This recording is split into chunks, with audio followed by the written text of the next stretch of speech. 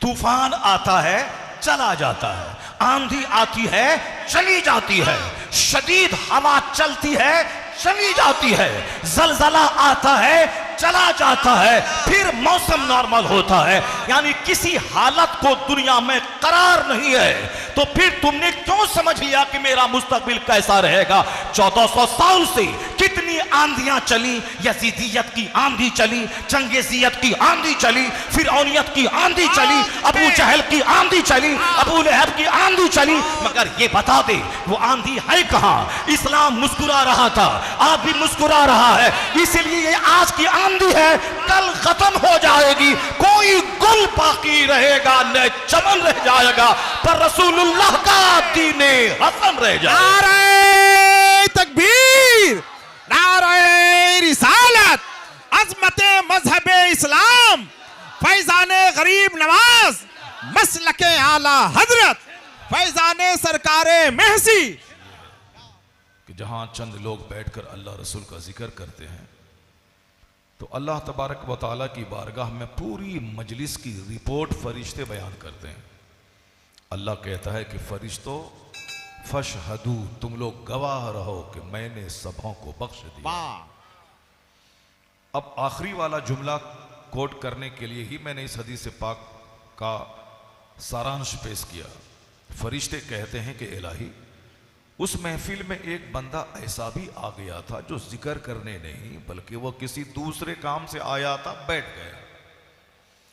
जैसे बहुत सारे लोग जलसे में आते हैं, कोई असद इकबाल की नात सुनने आते हैं, कोई साहब हसन भाई की निज़ामत सुनने के लिए आते हैं, कोई पीर साहब से बैअत होने के लिए आते हैं, और कोई मुझ जैसे फ़कीरों की खिताबत सुनने के लिए आते हैं।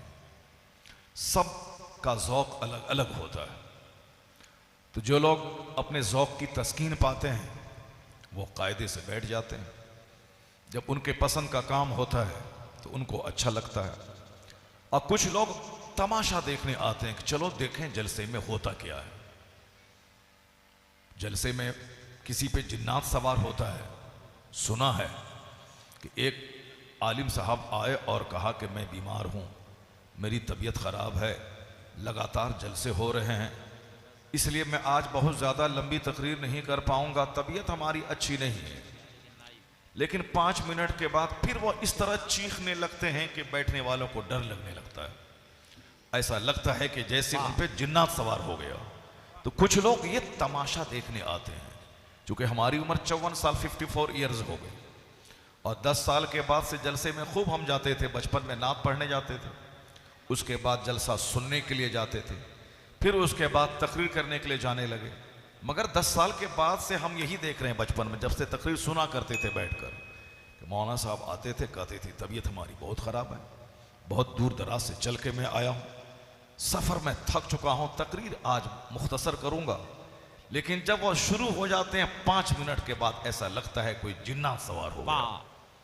अब वो चीख, वो पुकार, वो कपड़े फाड़ना, कुर्सी तोड़ना, ये सारी चीजें। तो कुछ लोग ये तमाशा देखने आते हैं कि देखें जिन्नात कब सवार होता है। तो जो जिस तरह का तमाशा देखने आते हैं वो आते हैं। अब कुछ लोग सवाब की गर्ज से आते हैं कि चलो जब तक बैठेंगे रहमतों की बारिश में नहाते रहेंगे।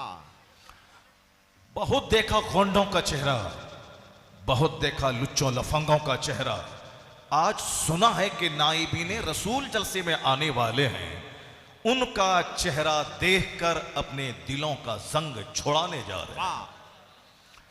डकैतों का चेहरा देखने से दिल सख्त हो जाता है, चोरों का चेहरा देखने से आदमी का चेहरा काला हो जाता है। बहुत अच्छे। लेकिन नेक लोगों का चेहरा देखने से दिमाग के गंदे वसवसात का इजाला हो जाता है। आलिमों की सोहबत में बैठने से बंदा नर्म और सॉफ्ट और आजिज़ो खाकसार हो जाता है। नेकों का चेहरा देखने से आदमी के सीने का घमंड खत्म हो जाता है। चूंकि आजकल घमंड बहुत ज्यादा लोगों को हो गया है। किसी को हुस्न पे घमंड है, किसी को दौलत पे घमंड है, किसी को अपने 5 बेटों पे घमंड है, किसी को अपनी शोहरत पे घमंड है, किसी को अपनी मुलाजमत पे घमंड है, किसी को अपने दामाद के अच्छे कारोबार पे घमंड है। न जाने किस किस को क्या क्या घमंड है। घमंडों में सब लोग जी रहे हैं। उसकी पहचान ही है कि कोई आदमी किसी को सलाम नहीं करना चाहता, क्योंकि सलाम करने वाला वो सलाम उसको करता है जिसको अपने से बेहतर समझता है। हालांकि ये टेंडेंसी भी सही नहीं है। सलाम करना एक दुआ है। सलाम के माने होते हैं अस्सलामु अलैकुम, का मतलब होता है कि अल्लाह ताला आपको सलामत रखे, अल्लाह ताला आपको सेहत और तंदुरुस्ती अता फरमाए, अल्लाह ताला आपके बाल बच्चों को सलामत रखे। ये सलाम एक दुआ है, और कितनी अच्छी दुआ है, सलामती की दुआ है। तो दुआ बाप अपने बेटे को दे, बेटा अपने बाप को दे, शौहर अपनी बीवी को दे, बीवी अपने शौहर को दे, मौलाना साहब अवाम को दें, अवाम अपने मौलाना साहब को दें, क्योंकि सबको सेफ्टी की जरूरत है, सबको सिक्योरिटी की जरूरत है, सबको सलामती की जरूरत है, सबको आफियत की जरूरत है। सलाम को लोगों ने प्रेस्टीज का जरिया बना दिया कि हम सलाम क्यों करें, हम उससे कम हैं क्या? हमारे पास दौलत है, हमारे पास मकान है, हमारे पास इल्म है, हमारे पास मनसब है, हमारे पास इख्तिदार है, इसलिए हम सलाम क्यों करें? मौलाना साहब कमाते हैं 10,000 महीना मस्जिद में, हम तो एक दिन में 10,000 कमाते हैं। मौलाना साहब को चंदा भी देते हैं, तो मौलाना साहब हमको सलाम करेंगे कि हम उसको करेंगे? उसने सलाम का मफहूम नहीं समझा कि सलाम एक दुआ है। सलाम एक दुआ भी है और सलाम एक इबादत भी है। अगर बंदा एक बार कहता है अस्सलामु अलैकुम तो 10 नेकी मुफ्त में मिल गई। अगर वरहमतुल्लाह बढ़ा दे तो 20 नेकी मुफ्त में मिल गई। अगर बरकातहू बढ़ा दे तो 30 नेकी मुफ्त में मिल गई। यानी ना उसके लिए वजू करना जरूरी है, ना उसके लिए अच्छा कपड़ा पहनना जरूरी है, ना उसके लिए गुस्ल करना जरूरी है। नापाक हैं, आप पर गुस्ल फर्ज है, नमाज नहीं पढ़ सकते, तिलावत नहीं कर सकते, कुरान नहीं छू सकते, मगर सलाम तो कर सकते हैं। नापाक हैं, बेवजू हैं, जैसे भी हैं, अस्सलामु अलैकुम व रहमतुल्लाहि व बरकातहू कहा, 30 नेकी मुफ्त में मिल गई। अगर एक दिन में 100 मुसलमान से मुलाकात हुई और आपने 100 मुसलमान को अस्सलामु अलैकुम व रहमतुल्लाहि व बरकातहू कहा, मुफ्त में कितनी नेकियां मिली आप काउंटिंग कर लीजिए और जोड़ लीजिए। आप 30 नेकी और 30 को 100 से आप ज़रब दे दें, कितनी नेकियां बन जाती हैं? हजारों नेकियां बंदा मुफ्त में कमा सकता है। मगर घमंड को क्या कीजिएगा, ये घमंड ने हमें नेकियों से महरूम कर दिया। I am greater than you, मैं आपसे बड़ा हूं। I am better than him, मैं उससे अच्छा हूं। यानी ये जुमला बंदे को तबाह करके रख दिया। अना खैरुम मिन, अना खैरुम मिनक, मैं आपसे अच्छा हूं, मैं उससे अच्छा हूं, मैं उससे अच्छा हूं, मेरे पास किस चीज की कमी है, मैं मुखिया हूं, प्रधान हूं। इसी जुमले ने नेकियों से मुझको महरूम कर दिया। आज मोहब्बतें खत्म हो गई समाज से, घमंड का बोल बाला है, जल से उजड़ गए। नेताजी के आने की बात होती है, 1 लाख लोग मुजफ्फरपुर में जमा हो जाते हैं, जबकि नेता आदमी के आने की वजह से फरिश्ता वहां नहीं आता है। फरिश्ता वहां आता है जहां नेक लोग आते हैं। फरिश्ते वहां आते हैं जहां मोमिने कामिल, जहां नेक परहेजगार नमाजी लोग आते हैं। और जहां सर से लेके पांव तक झूठ में डूबा हुआ आदमी आ जाए, वहां से तो बरकतें खत्म हो जाएंगी, वहां पे तो नहुसतें बरसती हैं। इसलिए इस तरह की मजलिसों में आने के बाद तो गुनाहों के दाग धुलते हैं, घमंड दूर होता है। कुरान हदीस की बात सुनने के बाद लोगों को मकसद हयात मालूम होता है, लोगों को अपनी रिस्पॉन्सिबिलिटीज का अंदाजा लगता है, लोग अपनी ड्यूटीज को जानते हैं कि मेरा कर्तव्य क्या है, मैं क्या करूं। इस्लाम कितना विशाल, कितना महान, कितना बड़ा मजहब है, लोग सीखते हैं। जब तक लोग इस मजलिस में नहीं आएंगे वो जानेंगे कैसे आदमियत क्या है, मानवता क्या है, ह्यूमैनिटी क्या है, जेंटिलिटी क्या है, वो कैसे जाने कि इंपॉर्टेंस ऑफ नॉलेज क्या है, वो कैसे जाने कि मेरे मजहब का महत्व क्या है। इस तरह की मजलिसों के आने के बाद कुछ नहीं मिलता है, इतना मिलता है पहला असर कि वक्ती तौर पर बंदा आजिजो खाकसार और नर्म हो जाता है और घमंड उससे दूर हो जाता है। और मुसलमानों के बीच बैठने से भी घमंड दूर होता है। अब इस घमंड को दूर करने का एक तरीका हुजूर ने बयान किया था। अच्छे लोगों की सोहबत में तो रहना ही है, हुजूर ने कहा था, आका इस्लाम ने फरमाया था कि ला तदखुलून अल जन्नत हत्ता तुमिनू। ये बुखारी शरीफ की हदीस है, इसको गौर से सुनिएगा। हुजूर कहते हैं कि जन्नत में नहीं जाओगे जब तक कि मोमिन न हो जाओ। You will not inter paradise until you believe. जब तक तुम ईमान नहीं लाओ उस वक्त तक तुम जन्नत में नहीं जाओगे। जन्नत में मोमिन जाएगा, चाहे काफिर कोई 1,00,000 हॉस्पिटल बना ले, उसका बेनिफिट दुनिया में मिलेगा। कोई अपनी आंख दान कर दे, उसका बेनिफिट दुनिया में मिलेगा। कोई मुशरिक अपना ब्लड डोनेट कर दे, उसका बेनिफिट यहां मिलेगा। क्या कैसे मिलेगा? अगर कोई मुशरिक, कोई कुफार, अगर वह भंडारा चलाता है, गरीबों मिस्किनों को खिलाता है, तो इसकी वजह से उसकी दौलतें बढ़ती हैं। जो लोग नेत्रदान शिविर लगाते हैं, गरीबों मिस्किनों के आंख का मुफ्त इलाज करवाते हैं, उनको इसका बेनिफिट मालूम है कि उसकी दौलतें कितनी बढ़ती हैं। मारवाड़ी खिलाने पे बहुत विश्वास करते हैं, रोजाना 10-20 मिस्किनों को खिलाते हैं और उसका यकीन है कि इससे मेरा माल बढ़ता है। और बिल्कुल बढ़ता है। खिलाने वाला काम कोई भी करेगा, माल बढ़ेगा। जो ब्लड डोनेट करेगा उसको सेटिस्फैक्शन ऑफ हार्ट यानी कल्बी सुकून मिलेगा। जो गरीबों के मसले का हल करेगा उसको सुकून और चैन मिलेगा। तो कुफ्फारो मुशरिकीन कोई भी हो, दुनिया में कुफ्फार अगर नेकी करते हैं तो उसका बदला दुनिया ही में उसको मिल जाता है। आखिरत में जन्नत नहीं मिलेगी, जन्नत मिलेगी साहिब ईमान को, जो हालत ईमान में दुनिया से जाएगा। ये तहफ़्फ़ुज़ ईमान कॉन्फ्रेंस का पहला पॉइंट आप तक पहुंच रहा है कि ईमान, अल्लाह ने अगर आपको मोमिन बनाया है, चूंकि आप मोमिन बनने के लिए मेहनत आपने नहीं किया है। एक आदमी मौलाना बनने के लिए 10 मदरसे में जाता है, 50 आलिमों के पास बैठ करके इल्म सीखता है, तब जाके वो आलिम बनता है। तो अब इल्म दीन हासिल करने के लिए आदमी मदरसों में जाता है, स्कूल कॉलेजेस में जाता है, 50 पढ़े लिखे के बीच में जाता है। तो मोमिन बनना जब इतना बड़ा काम है कि एक बंदा 50 करोड़ का हॉस्पिटल बना दे, 50 खरब का स्कूल बना दे, एक बंदा 50 महासंख्यों रुपया गरीबों मिस्किनों के खिलाने के लिए, यात्री शेल्टर बना के खिलाने के लिए उन्होंने भंडारा चलाने में खर्च कर दे, मगर मरने के बाद उसके लिए कुछ भी नहीं मिलेगा। वहां उसको मिलेगा जो हालत ईमान में दुनिया से चला गया, जो कलमा पढ़ते हुए दुनिया से चला गया। वह 1000 बदअमल रहे, मगर गुनाहों की सजा काटने के बाद या अल्लाह ताला रहमो करम फरमा दे तो पहले ही दिन से वो जन्नत की बहारों में रहेगा। महासंख्यों साल दुनिया में तो चाहे सोने का घर बना लें, चांदी का घर बना लें, चाहे 50 कॉलेज बना लें, पूरे मुजफ्फरपुर का आप मालिक बन जाएं, पूरे महसी का आप मालिक बन जाएं, सारी जमीन खरीद लें, मगर 70-80 साल के बाद 70-80 साल के बाद आपको सब कुछ छोड़ करके कब्रिस्तान में 2 गज जमीन के अंदर जाना होगा। सब कुछ छोड़ दे रहे हैं। सारे दुख का खात्मा 70-80 साल में हो जाता है और सारे सुख का भी खात्मा 70-80 साल में हो जाता है, 100 साल के अंदर ही। चाहे मजदूरी करें तो भी मर के 2 गज जमीन में जाना है, चाहे पूरे महसी का आप बादशाह बन जाए तो भी मर के 70-80 साल के बाद 2 गज जमीन के अंदर चला जाना है।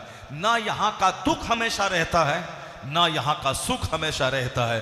और जो इस फॉर्मूले को जान गया, कोई दुख उसे काफिर नहीं बना पाएगा और कोई सुख उसे फिरौन नहीं बना पाएगा, क्योंकि वो जानता है ना यहाँ के दुख को करार है, ना यहाँ के सुख को करार है। जो इस दुनिया को छोड़ के जाना है और जाने के बाद जिस दुनिया में जाना है वहां का एक दिन 50,000 साल के बराबर है। उस दुनिया का खात्मा नहीं है, वहां मौत नहीं है, मौत को ज़ब्ह कर दी जाएगी। इसलिए बुजुर्गों ने कहा है असल इज्जत वहां की, असल राहत वहां की, असल सुख वहां का और असल में दुख भी वहां का। अगर कोई जहन्नम चला गया तो अब जहन्नम में वहां दुनिया के 1000 साल कोई आग में जलता रहे, उतना दर्द ना होगा जितना 1 मिनट जहन्नम की आग में तकलीफ होगी। इसलिए असल में तकलीफ वहां की, असल में राहत वहां की। तो मोमिन की नजर ना सोने की दीवार पे रहती है, मोमिन की नजर ना मिट्टी की दीवार पे रहती है, मोमिन की नजर जन्नत और जहन्नम पे रहती है। इसलिए इस दुनिया में भिखारी रहे तो भी वो सब्र करता है, अब बादशाह रहे तो शुक्र करता है, क्योंकि नजर उसकी दुनियावी दौलत पे नहीं रहती, नजर अहमद मुख्तार के इरशादात पे रहती है। इसलिए सुख में भी मोमिन रहता है और दुख में भी मोमिन रहता है। वह कोई काफिर है जो सुख मिले तो फिरौन बन जाए, वह कोई काफिर है जो दुख मिले तो खुदा को गाली देने लगे और अपने घर की मूर्ति को उठा के बाहर तोड़ के फेंक दे। यह मोमिन है, अरबों में खेलता है, शुक्र अदा करता है, सजदा बढ़ जाता है। और यह मोमिन है जब मुसीबत आती है तो यह जिक्र करते हुए सब्र करता है, सब्र भी इसके हक में बेहतर है, शुक्र भी इसके हक में बेहतर।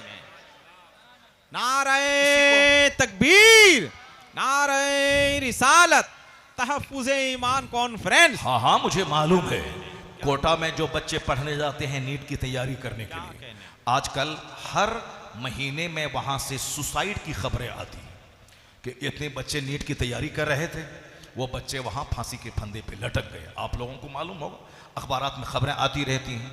बच्चे गए, अब उनको लगा कि मैं डॉक्टर नहीं बन पाऊंगा, मेरे माँ बाप की उम्मीदें हमसे वाबस्ता हैं, तो अब मैं क्या करूंगा? एक रास्ता है, जहर खा के मर जाओ। एक फिल्म का एक्टर था सुशांत सिंह राजपूत, बिल्कुल हैंडसम, स्मार्ट, इसी बिहार का रहने वाला, लेकिन उनको ऐसा लगा कि अब मैं फिल्म इंडस्ट्रीज में बहुत ज्यादा कामयाबी हासिल नहीं कर पाऊंगा, जो करोड़ों कमाया अब अरबों कमा नहीं पाऊंगा, खरबों कमा नहीं पाऊंगा। उसके लिए मुस्तकबिल बड़ा डार्क नजर आया, तो गनीमत इसी में समझा कि फांसी के फंदे पे लटक के मर जाऊं। मर गया, जबकि उसको मरने की कोई जरूरत नहीं थी, फांसी के फंदे पे लटकने की जरूरत नहीं थी। खूबसूरत था, एडवर्टीजमेंट करता, किसी कंपनी का ऐड देता, ऐसे ही वो लाखों करोड़ों कमा लेता। भले ही फिल्म नहीं मिलती उसको, करोड़ों नहीं कमाता, लेकिन अब तक जो शोहरत हासिल कर चुका था, दौलत कमा चुका था, इसी को वो कायदे से खाता तो जिंदगी उसकी गुजर जाती। लेकिन चूंकि हर बड़े को बड़ा बनने की हवस है, करोड़पति को अरबपति बनने की हवस है। अगर कोई फॉर्चूनर पे चलता था और आज अगर वो आल्टो पे चलने लगे, उसकी मौत हो जाती है। अगर कोई अपने घर में आराम से रहता था, उस घर को बेच करके सारी जिंदगी आराम से खा सकता है, लेकिन अपने एक दुकान और अपने घर को बेचना उसके लिए मौत के मुतरादिफ है। इसलिए जो ऊंचा हवाई जहाज पे उड़ता है, अब अगर वह साइकिल पे चलने लगे, उसके लिए मौत की बात होती है। तो अब उन्होंने जहर खा के मर, जिसकी नजर दौलत पे रहेगी उसको तो सुसाइड करना पड़ेगा, जिसकी नजर समाज पे रहेगी उसको तो जहर खा के मरना पड़ेगा। क्योंकि दुनिया की कोई चीज एक हालत पे नहीं रहती है, यहां दिन आता है, रात आती है, रात के बाद दिन आता है। अभी 10 दिन पहले बदन जल रहा था, अभी रात कूल हो गई, रात ठंडी हो गई, अब चादर ओढ़ के सोना पड़ रहा है। गर्मी थी, अब नहीं रही, बारिश थी, अब नहीं रही, आंधी थी, अब नहीं रही, तूफान था, अब नहीं रहा। मैंने यही बात पटना में आज से 2 साल पहले वहाँ की एक बड़ी मस्जिद में जुमा की खिताब में मैंने कहा था कि तुम लोग इस्लाम के ताल्लुक से हिंदुस्तान में जो कुछ हो रहा है घबरा जा रहे हो। अल्लाह कहाँ है, रसूलुल्लाह कहाँ है, सारे लोग सता रहे हैं, मेरे घर में जबरन मेरा झंडा हटा के अपना झंडा गाड़ के कब्जा करना चाह रहे हैं। ये क्या हो गया साहब? ताकत पे घमंड इसको हो गया है, हुकूमत पे घमंड इसको है, हुकूमत पे गुरूर इसको है, न जाने हमको जिंदा चबा के खा जाएगा। अल्लाह कहाँ है? ऐन अल्लाह, ऐन अल्लाह, अल्लाह कहाँ है? Where is Allah? Where is prophet of Allah? Allah के पैगंबर कहाँ है? कहाँ है गौसे पाक की रहमत? सारे लोग इसी तरह की बातें करने लगते हैं। अल्लाह कहाँ है? हमारा मुस्तकबिल क्या है? इस्लाम क्या होगा? इस्लाम का आने वाला दिन कैसा है? हमारी दाढ़ी रहेगी कि नहीं रहेगी? हमारी टोपी रहेगी कि नहीं रहेगी? लोग इस तरह की बातें उस वक्त भी करते थे और जब भी संकट में पड़ते हैं लोग करते हैं। मैंने कहा था, ए पटना वाले, मैंने सुना था कि तुम्हारे पटना की सड़कों पे कश्ती चलती थी, ये बताओ आज कहाँ है वो कश्ती? इतनी बारिश हुई थी पटना में आज से 2 साल पहले, इतनी बारिश हुई थी हसन भाई कि वहां कश्ती चल रही थी सब पटना की सड़क पे। मंत्री अपने घर से बाहर निकलने के लिए दरवाजे पे कश्ती लगा, कश्ती पे बैठ के तब वो बाहर जाते थे। पटना की सड़कों पे पानी ही पानी था, वह कश्ती चलती थी। मैंने कहा अब बताओ वो कश्ती कहाँ है? कश्ती है? वो बारिश है? नहीं है। तो बारिश आती है, चली जाती है, तूफान आता है, चला जाता है, आंधी आती है, चली जाती है, शदीद हवा चलती है, चली जाती है, जलजला आता है, चला जाता है, फिर मौसम नॉर्मल होता है। यानी किसी हालत को दुनिया में करार नहीं है, तो फिर तुमने क्यों समझ लिया कि मेरा मुस्तकबिल कैसा रहेगा? 1400 साल से कितनी आंधियां चली, यजीदियत की आंधी चली, चंगेजियत की आंधी चली, फिरौनियत की आंधी चली, अबू जहल की आंधी चली, अबू लहब की आंधी चली, मगर ये बता दे वो आंधी है कहां? इस्लाम मुस्कुरा रहा था, आज भी मुस्कुरा रहा है, इसलिए ये आज की आंधी है, कल खत्म हो जाएगी, कोई गुल बाकी रहेगा न चमन रह जाएगा, पर रसूलुल्लाह का दीने हसन रह जाएगा। नारे तकबीर, नारे रिसालत, अज़मते मज़हबे इस्लाम, फैज़ाने गरीब नवाज, मसलके आला हजरत, फैज़ाने सरकारे महसी। ए मेरी कौम, ए मेरी कौम, जिंदाबाद जिंदाबाद। किसी चीज को इस दुनिया में करार नहीं है। दुनिया की कोई चीज एक हालत पे नहीं रहती है, और दुनिया में जिंदगी गुजारते हुए हर आदमी को इसका तजर्बा हासिल है कि जिंदगी में कितनी मुश्किलात आती हैं, जिंदगी में कितने खतरनाक दिन आते हैं, लेकिन जो सब्र और धैर्य के साथ रह गया उसको कोई आंधी गिरा नहीं सकती है, उसको कोई तूफान उखाड़ नहीं सकता है। हर आदमी अब आंख बंद करके अपनी जिंदगी में देखें कि आपके बचपन के दिन कैसे थे, आपके वालिद ने कितना दुख सहा, आपको कितनी दर दर की ठोकरें खानी पड़ी, आपको किस कदर मुश्किलात का सामना करना पड़ा, लेकिन आप खड़े हैं, आप जमे हुए हैं। आपके धैर्य ने, आपके पेशेंस ने, आपके सब्र ने आपको इज्जत दिला दिया। आज पैसे की फरावानी है, किराए के घर में रहते थे, अपना घर है, साइकिल नहीं थी, आज कार पे चल रहे हैं। पहले आप पैदल चलते थे, आप हवाई जहाज से उड़ रहे हैं। आपके सब्र ने पिछले सारे गमों को भुला दिया। आप सेटिस्फैक्शन ऑफ हार्ट के आप आपके पास है, तसल्ली कल्ब आपके पास है। गरीब थे, मालदार हो गए। तो हजरत मौला अली ने कहा था कि जिस तरह ये सर है, उसके बाद ये धड़ है, ये दोनों मिलके एक वजूद बनता है। सर ये पूरे जिस्म का मेन पार्ट होता है, जो पूरे जिस्म को साहब उसको डील करता है, उसकी क़यादत करता है, पूरे जिस्म को चलाता है। ये हेड है, हेड ये सरदार है। इसीलिए हेलमेट पहनने का आदेश है कि आप हेलमेट पहना कीजिए। अगर पाँव टूट गया कोई हर्ज की बात नहीं है, हाथ टूट गया कोई हर्ज की बात नहीं है, लेकिन अगर ब्रेन खराब हो गया तो आप मुर्दों से बदतर हो जाएंगे, मुर्दे से बदतर हो जाएंगे। इसलिए हेलमेट पहनना ये पुलिस वाले की नहीं, ये हमारी ज़रूरत है। अब अगर कोई हमारा बच्चा ये समझता है कि पुलिस वाला सख्ती कर रहा है, हेलमेट पहनना है, अरे इस रास्ते से उस रास्ते से चले जाएंगे, ये गलती है। पुलिस वाले की ज़रूरत नहीं, वो हेलमेट हमारी ज़रूरत है।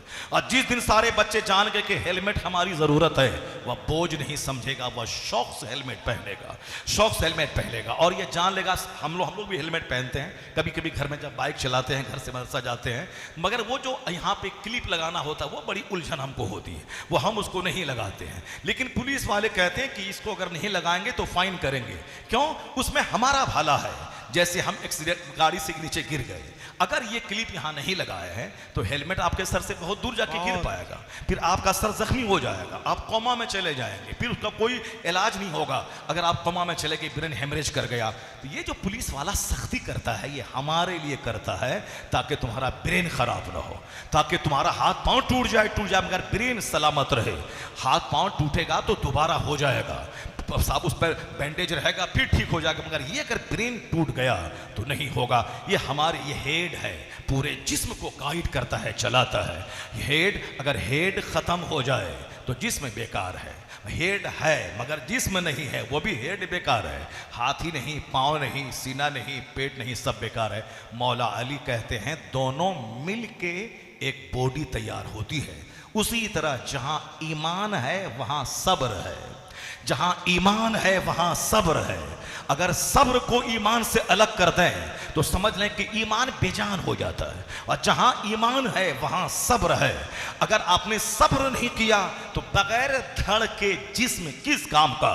तो मुसलमानों को सब्र करना है, जबरदस्ती पत्थर नहीं मारना है। मैं सुनता हूं कि साहब बंबई का एक आदमी, महाराष्ट्र का, उसने हमारे इस्लाम के खिलाफ बोला, हमारे पैगंबर के खिलाफ बोला, तो हम जुलूस निकाले मध्य प्रदेश में, हम जुलूस निकाले बिहार की राजधानी पटना में कि साहब नहीं, ये हमारा मुल्क हिंदुस्तान है, ये बंदा आग लगाना चाहता है। हम उसके बाद मज़हब के बारे में जब कुछ बुरा नहीं बोलते हैं, वो हमारे मज़हब के बारे में क्यों बुरा बोलता है? क्या हमने कभी सीता के बारे में बोला कि वो ऐसी थी वैसी थी?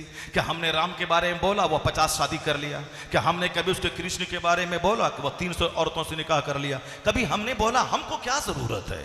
हम कुफ्र की मुखालफत करते हैं, हम शिर्क की मुखालफत करते हैं, हम पर्सनली किसी आदमी की इंडिविजुअल जिंदगी पे हम अटैक नहीं करते हैं। जब हमने तुम्हारी सीता पे अटैक नहीं किया, तुम्हारे राम की शादी पे अटैक नहीं किया, तो तुम हमारे पैगंबर की शादी पे अटैक कैसे कर रहा है? तुम हमारे पैगंबर की शादी को लेकर टारगेट कैसे बना रहा है? और अगर जिस दिन तुम हमारे पैगंबर को पढ़ लिया तो तुम जो अभी बोल रहा है ये नहीं बोलेगा, ये वही बोलेगा जो हिंदुस्तान का रामकृष्ण राव बोला था। इसलिए मैं कौमे मुस्लिम से कहता हूं कि वह रामगिरी बोला, वह गंदा आदमी था, गंदी बात जबान से बोला। दिल्ली के डासना मंदिर का महंत पुजारी घंटी बजा के 2 टाका कमा के पेट पालने वाला अति नरसिंहानंद बोला, वो बोला हमारे पैगंबर के खिलाफ बोला जो 1400 साल में कोई नहीं बोला था। वो खसीस रजील बोला, चूंकि वह रजील था, रजालत वाली सोच थी उसकी जबान से। जब यहाँ गलाजत है तो जबान से गलाजत ही निकलेगी। उसने निकाला, वहां निकाला। मगर तुम मुजफ्फरपुर के पुलिस वाले के पत्थर क्यों फेंका? तुम साहब छतरपुर के पुलिस वाले के पत्थर क्यों फेंका? क्या इसने गाली दी तेरे पैगंबर को? तेरे पैगंबर को गाली वो डासना का जलील आदमी दिया, वह बंबई का जलील रामगिरी दिया। तो सामने वाला पुलिस तेरा क्या बिगाड़ा? ये साहब पुलिस थाने वाला क्या बिगाड़ा? ये तो तुम्हारी रक्षा करने के लिए है। जिसने कहा है उसके खिलाफ मुतालबा करो, प्रोटेस्ट करो, हुकूमत के पास जाओ, कहो हम अमन पसंद हैं, हम उसकी गिरफ्तारी का मुतालबा करते हैं। मगर हम लोग बेजा जज्बात में आके अपने घरों में आग लगवाते हैं, अपने घरों पे बुलडोजर चलवाते हैं। मौला अली कहते हैं सब्र करना होगा तब ईमान बचेगा। और जब फाइनली अब वो वक्त आ गया कि अब ईमान बचाने के लिए जान देनी होगी, वो आखिरी मरहला है।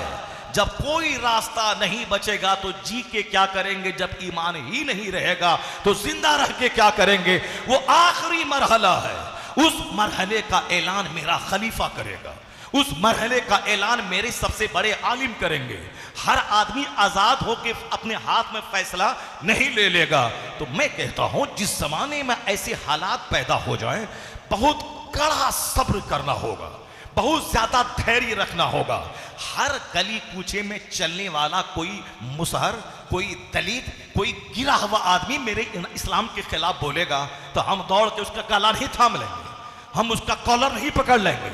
आए दिन रोजाना कितने लोग हैं जो इस्लाम के खिलाफ बोलता है, वजू के खिलाफ बोलता है। अभी पाकिस्तान में एक गैर मुस्लिम लड़की ने सवाल किया कि साहब इस जमाने में पानी की किल्लत है, पानी मिल नहीं रहा है, सेफ वाटर का ऐलान हो रहा है और आप 5 वक्त वजू में पानी बहाते हैं। ये आखिर ये कौन सा इस्लाम है जो पानी इस तरह बहाने का आदेश दे रहा है? आप पानी बहा रहे हैं, वहां पानी मिल नहीं रहा है और आप ये क्या कर रहे हैं? ये बताइए कि अब दिमाग में एक सवाल पैदा हुआ, सवाल दाग दिया। अगर थोड़ी देर के लिए वो समझ लेता कि दुनिया में पानी एक बड़ी नेमत है अल्लाह की, कोई किसी फैक्ट्री में पानी तैयार नहीं हो सकता है, तो जो अल्लाह हमें पीने के लिए पानी दिया है उसी अल्लाह की इबादत करने के लिए हम पानी से वुजू कर रहे हैं। तो 1 लीटर पानी नहीं, अगर सारा समंदर खर्च करना पड़े खुदा की इबादत के लिए तो आदमी को कर देना चाहिए कि जो अल्लाह हमें पानी देने वाला है उसी खुदा की इबादत के लिए हम पानी बहा के वुजू कर रहे हैं और गुस्ल कर रहे हैं। ये इबादत खुदा की हो रही है। अभी पंडित जी के बारे में एक क्लिप आया, अब सही है कि गलत है वल्लाह आलम भी सवाब। कहा गया कि जब तक ये नमाज सड़क पे पढ़ी जाती रहेगी ये दंगा होता रहेगा, इसलिए क्या मतलब नमाज को बंद कर दिया जाए, नमाज होती रहेगी तो दंगा होता रहेगा। ये निगेटिव सोच है उसकी। और मेरी सोच क्या है? नमाज जब होती रहेगी तो दंगा खत्म हो जाएगा, क्योंकि नमाज घमंड तोड़ती है, नमाज आदमी को सॉफ्ट बनाती है, नमाज आदमी को जन्नत का तलबगार बनाती है, नमाज आदमी के सीने से गुरूर हुजूर मिटाती है, नमाज गंदे ख्याल खत्म करती है।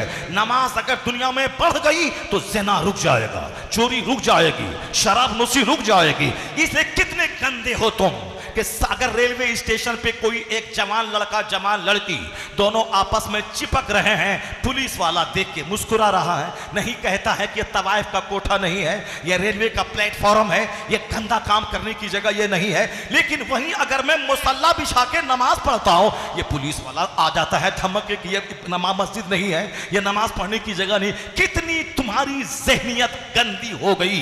मैं अपने खुदा की इबादत कर रहा हूं, इबादत करने वाला सॉफ्ट हो जाता है तो तू कहता है ये प्लेटफॉर्म है, मस्जिद नहीं है। लेकिन कोई वहां पर सरेआम लोगों का दिमाग खराब करने के लिए साहब चूमा चाटी कर रहा है तो तुम उसको नहीं बोलता है कि ये तवाइफ का कोठा नहीं, यह प्लेटफॉर्म है। जहां गंदी सोच रहेगी वहां कभी प्रोग्रेस नहीं होगा, तरक्की नहीं होगी। और सुन ले मेरी बात, मैं नहीं तेरा ही मत तेरा मानने वाला और तेरी पार्टी का एक जबरदस्त cadre leader doctor Ramakrishna Rao, जो भाजपा बीजेपी पार्टी का फाउंडर लीडर है।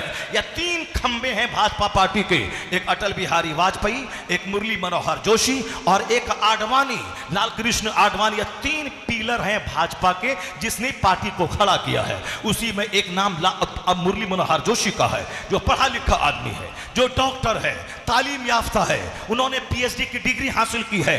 यह डासना के मंदिर में गाली दे के 2 रुपया कमाने वाला ये तो जाहिल आदमी है। यह रामगिरी जैसा घंटी बजा के 2 रुपया कमाने वाला ये तो जाहिल आदमी है। मगर Murli Manohar Joshi PhD degree holder है, पढ़ा लिखा आदमी है और बीजेपी पार्टी का फाउंडर लीडर है। उसने, मैं कोई व्हाट्सएप पढ़ के नहीं, आज से 6-7 साल पहले कानपुर के एक जलसे में शरीक होकर मैं सुबह सुबह कानपुर स्टेशन पे आया।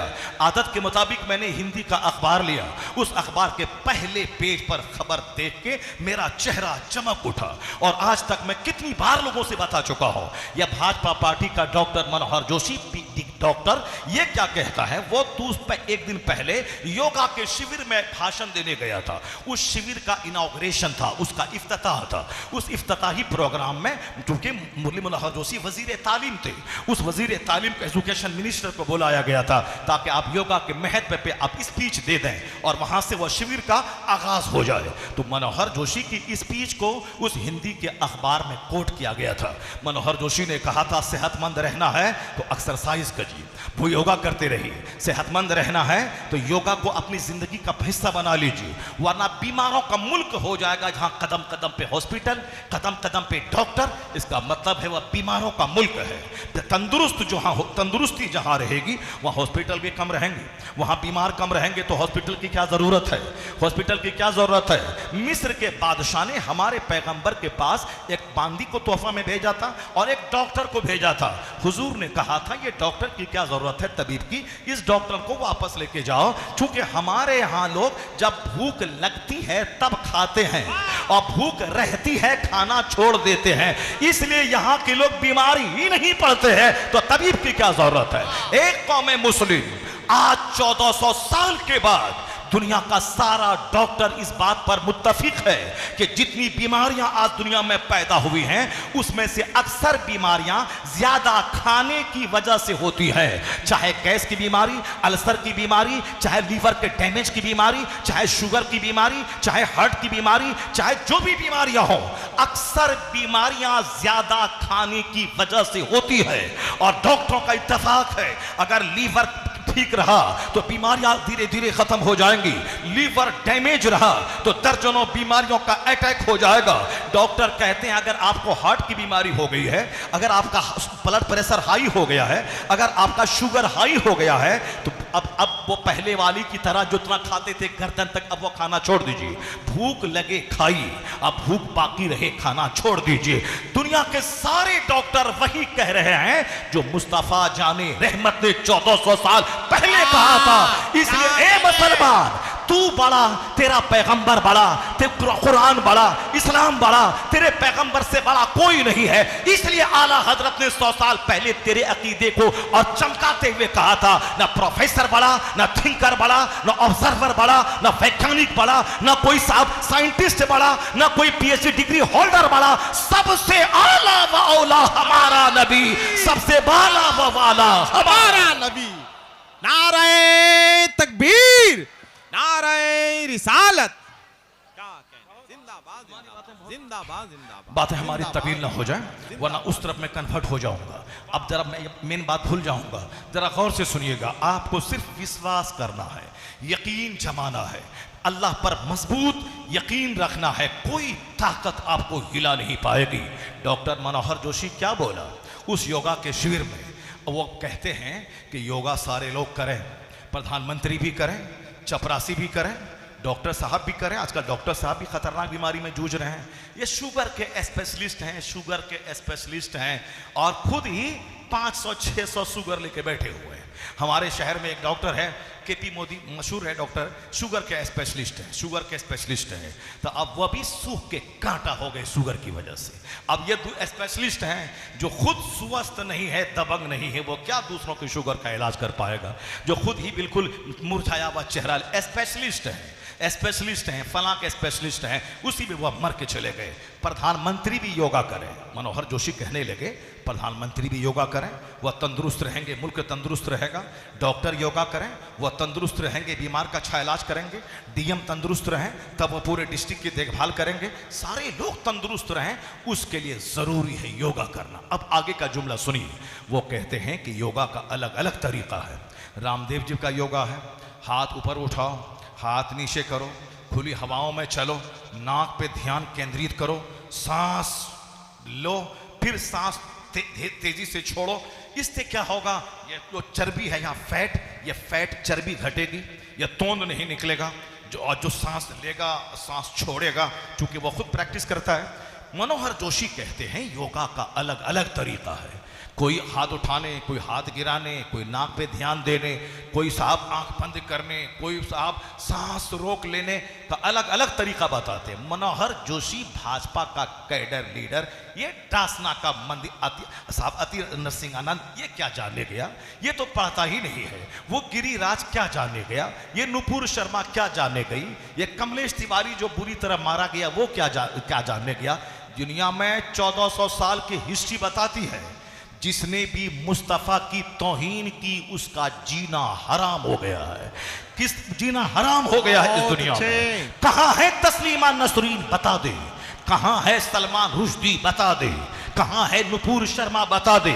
वह मरी नहीं है, वो जिंदा है, लेकिन पहले जैसे आजादी से घूमती थी, अब घूमना उनका हराम है। इसलिए कि मुस्तफा की तौहीन ने उसको अंदर से तोड़ के, डरा के, मरने से पहले ही मुर्दा बना दिया है।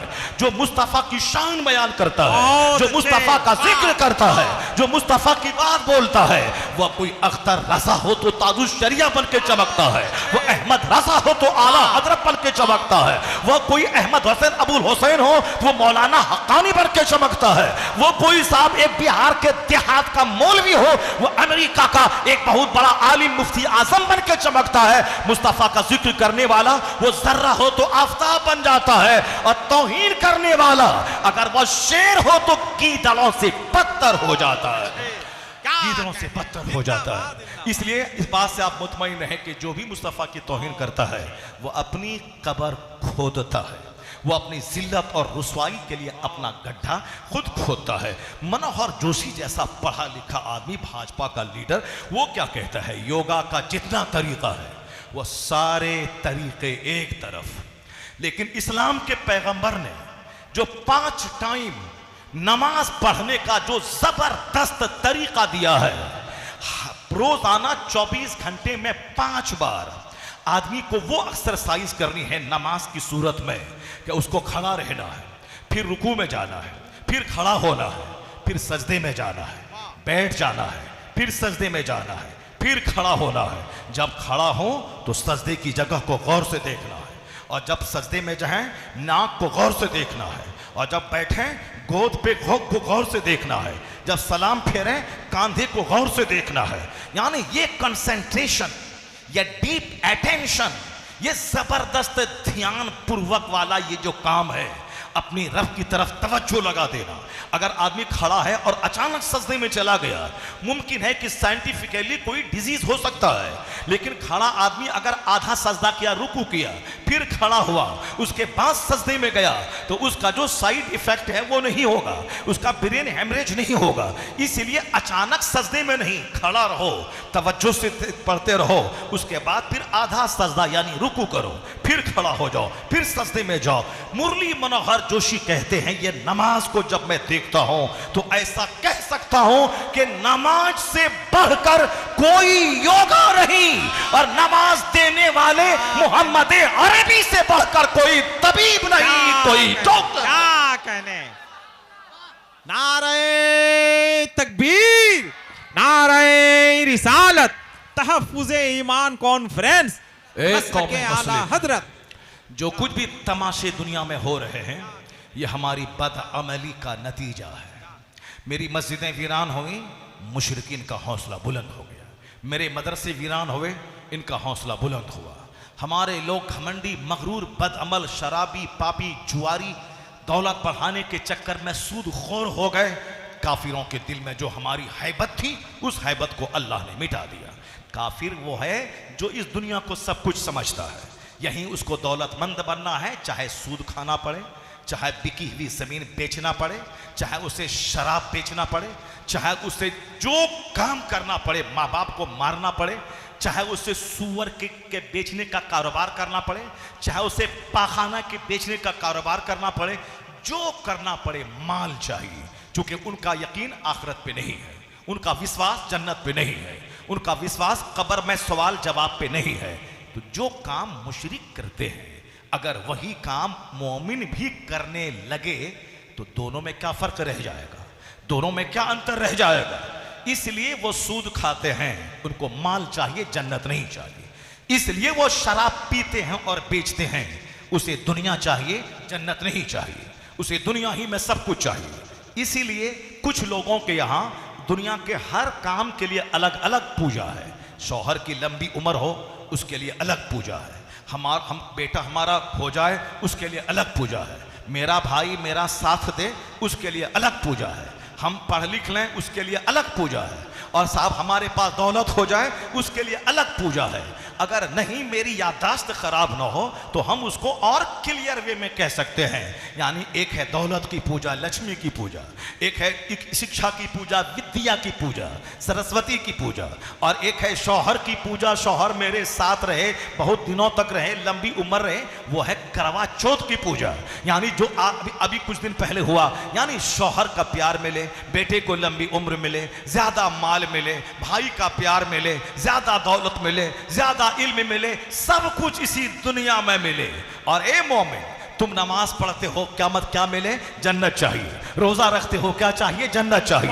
हज करते हो, क्या चाहिए, जन्नत चाहिए। ज़कात देते हो, क्या चाहिए, जन्नत चाहिए। तुम आला अखलाक से पेश आते हो, क्या चाहिए, जन्नत चाहिए। तुम अल्लाह रसूल का जिक्र करते हो, क्या चाहिए, जन्नत चाहिए। नजर जिसकी जन्नत पे रहेगी, दुनिया की सारी मुसीबतें उसकी हेज हो जाएंगी। और ऐसा नहीं कि अल्लाह पर यकीन करने वाला दुनिया में भिखारी हो जाएगा, दुनिया में जलील हो जाएगा। बंदर के सामने सर झुकाने वाला हमसे ज्यादा खुशहाल रहेगा। साहब किसी दरख्त को खुदा कहने वाला वो हमसे ज्यादा खुशहाल रहेगा। किसी जानवर को खुदा कहने वाला वो हमसे ज्यादा सुखी रहेगा। किसी पत्थर को खुदा कहने वाला वो हमसे ज्यादा सुखी रहेगा। किसी सांप को खुदा कहने वाला वो हमसे ज्यादा खुश रहेगा। नहीं होगा ऐसा। जब जंगल झाड़ का पुजारी वो खुश रहेगा जो खुदाए वाहिद का परस्तार है। जन्नत वहां मिलेगी, सच्ची खुशी यहां मिलेगी। क्या कहने, जिंदाबाद जिंदाबाद जिंदाबाद। जो खुदाए वाहिद का परस्तार होगा, जन्नत तो वहां मिलेगी, यहां सुकून कल्ब मिलेगा, बहुत। यहां चेहरा उसका गुलाब की तरह खिला हुआ रहेगा। मैंने कहा ना, सुशांत सिंह राजपूत इसीलिए फांसी के फंदे पे लटक गया, नजर आखिरत पे नहीं थी।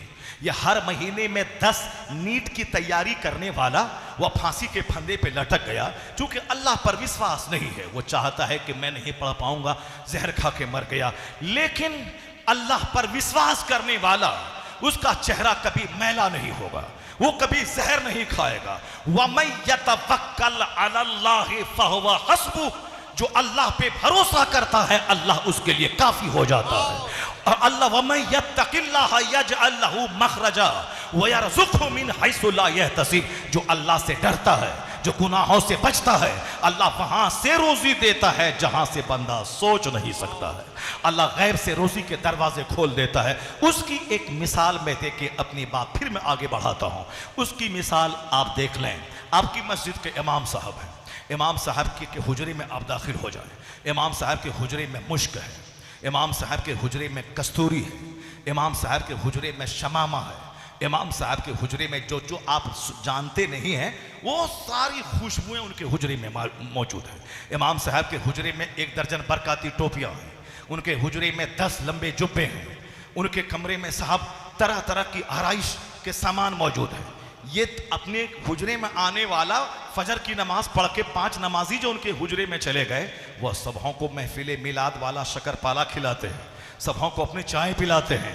वो तो बम्बई के लोग हैं। फजर की नमाज के बाद इमाम साहब को साथ लिया और नागौरी की दुकान पे चले गए। गर्मी के मौसम में अच्छी लस्सी पिलाई, जाड़े के मौसम में ज़बरदस्त गाजर का हलवा खिलाया। मगर ये हम बिहार में रहते हैं, अब बिहार में है कि साहब मुक्तदी क्या इमाम को गाजर का हलवा खिलाएगा? बेचारा मिलाद से जो शक्करपाला लाया है फजर के बाद वो उसके कमरे में जाके सब खा के बैठ गया। अब साहब ये 1 लाख महीना कमाते हैं, इनके घर में दामाद आ गया, बकरे का गोश्त लेना है, 1000 रुपये केजी है। चूंकि उनका जो घर बना है वो आधा तो कर्ज में डूबा है, जो गाड़ी दरवाजे पे खड़ी है वो भी लोन की है, जो घर में एसी लगी है वो भी लोन की है, सबकी EMI उसको देना है। 1 लाख महीना निकला, 80,000 रुपये कर्ज में चले गए। अब बच गए 20,000 रुपये। अब घर में मेहमान आया तो कहाँ जाएं? कौन कर्जा देगा? इमाम साहब के पास चलो, जो 10,000 महीना कमाते हैं, ये उनको 1,000 रुपये कर्ज देते। ये चेहरा गुलाब की तरह खिला रहता है, ये सर पे जबरदस्त टोपी रहती है, यह जबरदस्त जुब्बा रहता है, और 10,000 कमाने के बावजूद 1 लाख कमाने वाले को कर्जा देता है, उनको चाय भी पिलाता है। ये हरियालियां, ये खुशहालियां, ये कहां से आई? कहां से आई? ये हरियाली कहां से आई? मोदी जी दंग रह गए जब ताजुल शरिया का जनाजा निकला। अमेरिका के प्रेसिडेंट दंग रह गए जब उस फकीर का जनाजा निकला। जो आदमी व्हाट्सएप नहीं चलाता था, जो यूट्यूब नहीं चलाता था, जो इंस्टाग्राम नहीं चलाता था, जो टिकटॉक नहीं चलाता था, जो फेसबुक नहीं चलाता था, उनके विशाल के बाद या 1 करोड़ लोग कहां से आ गए? 50 से ज्यादा ममालिक के लोग कहां से आ गए? ये जुलूस कहां से आ गया? सारी दुनिया सहम सी गई। अब दुनिया वालों को पता चला सिर्फ मादियत कोई चीज नहीं है, मैटेरियलिज्म सब कुछ नहीं है, सिर्फ पैसा सब कुछ नहीं है, रूहानियत सब कुछ है, स्पिरिचुअलिटी सब कुछ है, आध्यात्मिकता सब कुछ है। जो पैसे के पीछे दौड़ता है चेहरा काला रहता है, और जो शोहरत से भागता है जमाना उसके पीछे दौड़ता है। तो ताजुल शरिया का जनाजा बता दिया कि पैसा और इक्तदार के पीछे पागल होने वाला वो किसी चौराहे पे मर जाए पुरसाने हाल नहीं होता, मगर जो खुदा के लिए जीता है, जो खुदा के लिए मरता है, वो जिंदगी में रहे तो भी भीड़ रहती है, मर भी जाए तो करोड़ों का मेला लगा। नारे तकबीर, नारे रिसालत, मसलके आला हजरत। एक कौम मुस्लिम, तुम्हारा मजहब सबसे लाजवाब है, तुम्हारे रहनुमा सबसे लाजवाब है। ये इतने खुश रहते हैं कि कभी कोई मौलाना जहर खा के मरा नहीं सुना होगा। अलबत्ता 1 करोड़ में कोई जहर खा के मर गया तो उसका कोई वैल्यू नहीं है। 1 लाख में एक आदमी फांसी के फंदे पे लटक गया, उसकी कोई हैसियत नहीं है। उत्तर प्रदेश के मुगल सराय में आज से 15 साल पहले एक मौलवी साहब अपनी बीवी की वजह से वो साहब फांसी के फंदे पे लटक गए। ये 1 करोड़ में इक्का दुक्का 15-20 साल में कोई मरा। अभी एक शायर था बिहार का, नात पढ़ने वाला शायर नहीं था, नात खां था, अभी चमक रहा था, धीरे धीरे धीरे धीरे फैल जाता। हम लोग तो तकरीर कर रहे हैं तालिब इल्मी के ज़माने से, 1988 से 1984 में 81 में मदरसे में गए, और वहाँ जाने के बाद 86 तक मदरसे में रहे 4 साल। 4 साल के दरमियान 12वीं शरीफ के एक छोटी सी महफिल में 12 साल की उम्र में छोटी सी महफिल में मदरसे में, जिसमें सारे असातिज़ा थे, गांव के पढ़े लिखे लोग थे, हमने एक तकरीर 1 हफ्ते पहले से खूब रटी, और रटने के बाद जब पहली तकरीर मैंने किया, पूरे गांव में कई हजार पर मुश्तमिल वो आबादी, हर जबान पे चर्चा। अरे वो 12 साल का बच्चा छोटा सा क्या जबरदस्त बोला, क्या दिलेरी के साथ बोला और क्या जबरदस्त बोला। जो हम लोग तो साहब वो 11 साल की उम्र में उस मजलिस में हम गए और हमने खिताब किया, उसके बाद हमारी वाहवाही होने लगी। फिर उसके बाद धीरे धीरे आगे बढ़ते गए और डेवलपमेंट, मेंटल डेवलपमेंट होता रहा, फिजिकल डेवलपमेंट होता रहा और धीरे धीरे मुताला करते रहे और आगे बढ़ते रहे और आगे चलते रहे। और अभी वो वक्त आया है कि सारा हिंदुस्तान देख रहे हैं, हिंदुस्तान में सफ़र कर रहे हैं। बिहार की ज़मीन से निकलने वाला एक बंदा ट्रेन से कम हवाई जहाज से ज़्यादा चल रहा है। तो अब आप समझ सकते होंगे कि इल्म दीन की बरकतें क्या है, इल्म दीन का निखार क्या है। आप इन उलमाए कराम के हुजरे में जाने के बाद आप सब कुछ देखा, आखिर ये बाहर क्या है। इल्म दीन हासिल करने वाला कभी खसारे में नहीं रहता, अल्लाह पर विश्वास करने वाला कभी घाटे में नहीं रहता, अल्लाह के दीन का काम करने वाला कभी घाटे में नहीं रहता। जो मजहब से हट के जीना चाहता है वही जहर खा के मरेगा। मैं ये कह रहा था कि ग्रेजुअली, धीरे धीरे, सुलोली आदमी तरक्की करता है। अब अगर कोई आज नात पढ़ने के लिए आया और कहा कि आज ही हमारी शोहरत पूरे इंडिया में हो जाए, ये तो खसारे में रहेगा। अभी आज नात पढ़ा, महफिल में नात पढ़ा, सोचा हम असद इकबाल बन जाएं, हम साहब मोहम्मद अली फैजी बन जाएं, हम साहब बड़े शायर बन जाएं। ऐसा नहीं होता है। 12 साल की उम्र से तकरीर करने वाला वो 40 साल की उम्र में पहुंचने के बाद तब जाके वो हिंदुस्तान में फैल पाया। ग्रेजुअली, सुलोली, धीरे धीरे मेहनत करते हुए तब जाके आदमी बुलंदी पे पहुंचता है। लेकिन एक नात पढ़ने वाला सोचा कि जल्दी से प्रोग्राम मिल जाए, 30 दिन में 30 जलसा मिल जाए, अगर 10,000 भी मिल गया तो 3 लाख महीना हो जाएगा, मकान बना लेंगे, गाड़ी खरीद लेंगे, मजे से रहेंगे। अब प्रोग्राम नहीं मिला तो इक्का दुक्का कोई आदमी जहर खा के फांसी के फंदे पे लटक के मर गया। चूंकि वह इल्म भी हासिल नहीं किया था, उनको शौक था जल्दी मालदार बनने का, इसलिए वो जहर खा के मरा। करोड़ में कोई 1 लाख में कोई ऐसा होता है।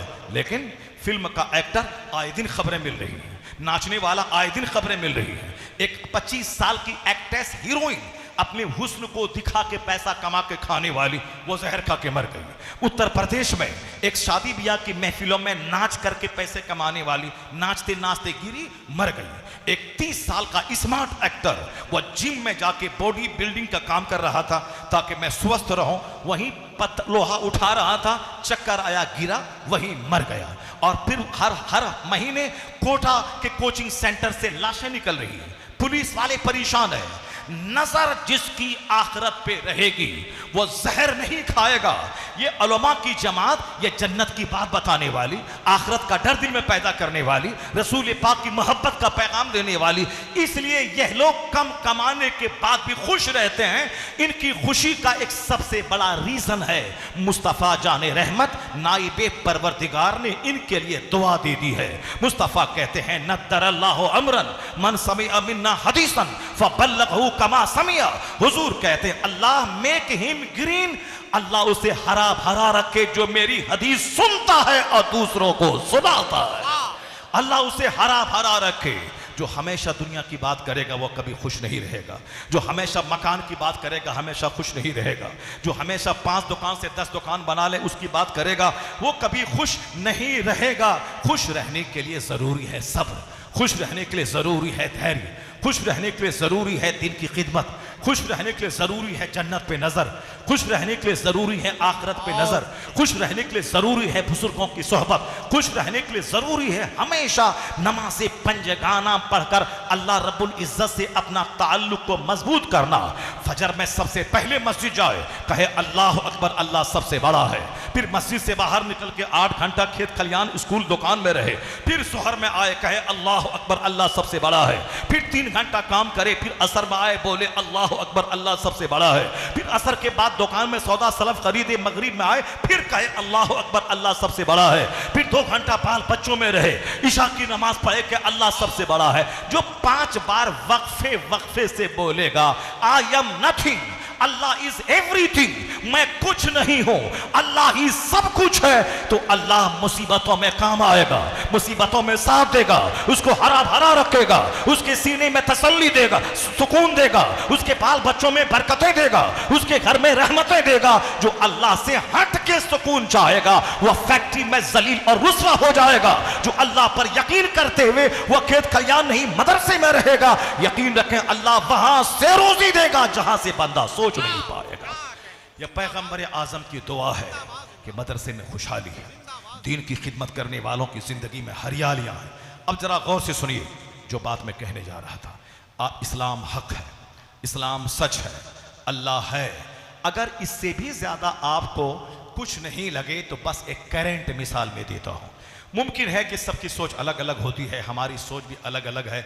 मैं एक सोच हमारी ये है, अगर तुम्हारे पास एयर डिफेंस सिस्टम नहीं था हसन भाई, अगर तुम्हारे पास एयर डिफेंस सिस्टम नहीं था तो तुमने ये 50,000 बच्चों, औरतों और बीमारों को तुमने मौत के घाट क्यों उतरवाया?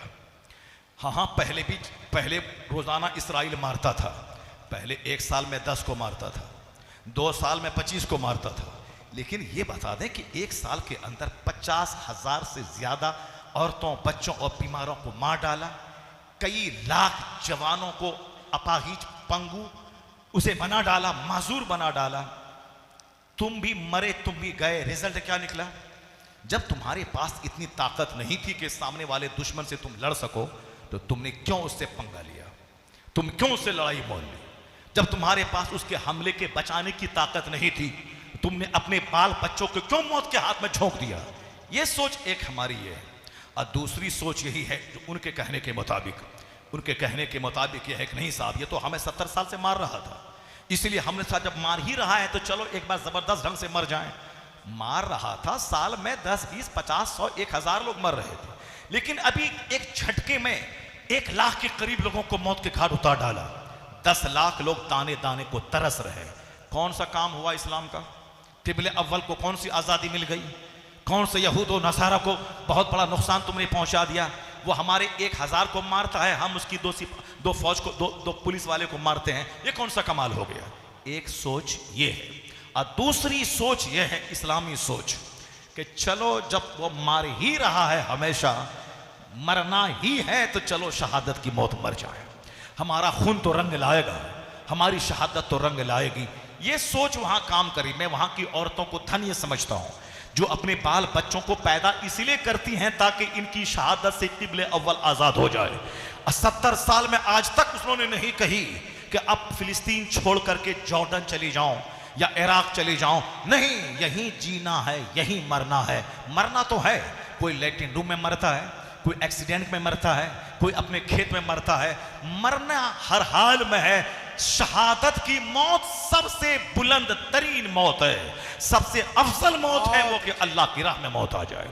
इसलिए आज वो 70 साल से सब्र कर रही है, लेकिन इस्लाम सब्र का पैगाम देता है, हिकमत का पैगाम देता है, ये नॉलेज का पैगाम देता है, इस्लाम तदब्बुर का पैगाम देता है। सांप के मुंह में हाथ डाला, अरे अल्लाह ताला मौत देने वाला है, वही जिंदगी देने वाला है, चलो सांप के मुंह में हाथ डाल दिया, ये हराम है। अल्लाह अगर किसी को सांप काट लिया, जरा गौर से सुनिएगा, अगर किसी को सांप काट लिया, वह मर गया तो शहादत की मौत मरा।